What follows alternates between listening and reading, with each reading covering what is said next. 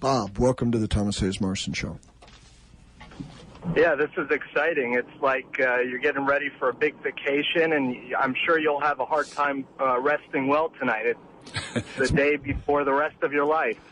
That's absolutely right. There will be no rest. Yeah. Let me ask two poignant questions, if I may, Thomas, and I'll start with the first. The NDAA, piece of draconian legislation that troubles a lot of us in the liberty community, whatever that may or may not be. What's your take, and how can a freshman congressman work to get rid of such unconstitutional legislation? Okay, you're going to ask the other question, or you just want to start with that one? I'll start with that one, Ted. All right, the NDAA, like you, I feel it is a draconian type of legislation. You know, anytime the federal government can withhold an American citizen and hold them indefinitely, that's just not a good thing. And I think it was Dianne Feinstein wrote an amendment to have the verbiage changed to where it excluded American citizens, and they threw that out and they wouldn't look at it. I think all it needs to take is somebody writing the bill and just say, you know what, we want to repeal this. I mean, Congress put it in. Congress can repeal it. And I think it just takes a group of people saying, this is wrong. There's enough rules on the book already to protect Americans. We don't need an overreach by the federal government.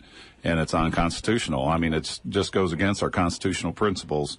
And for that reason alone, it should be thrown out. And Bob, you're raising a good issue in that individual congressmen can do a fair amount.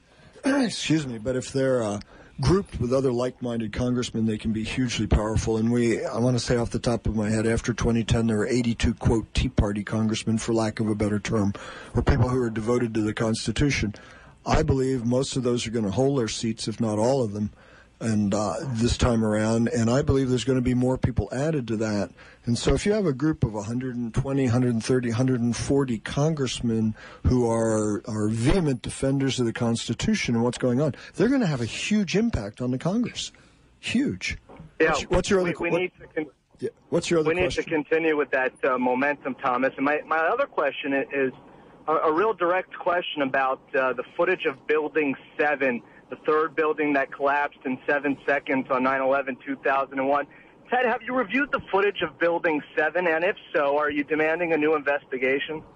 You know what? I haven't looked at that probably in a year and a half or so. I can't answer that. I mean, it's something that needs to be looked in. I mean, anytime you have stuff like that can't be explained from, just a physics standpoint, I think it definitely needs to be relooked at.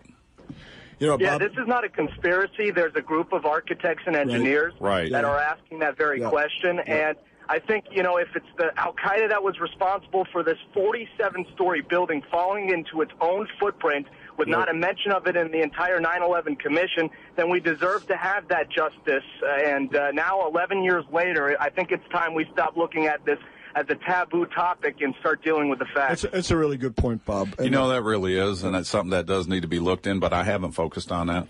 Yeah, I'll tell you what, but this is what gets my vote these days. I'd be really interested in looking at that as soon as we figure out what's happening in Benghazi and what happened. There's one right in front of our noses. All right, so listen, I'm watching the clock, and thank you for calling, Bob. Thank you for listening, of course. Ted, we got you.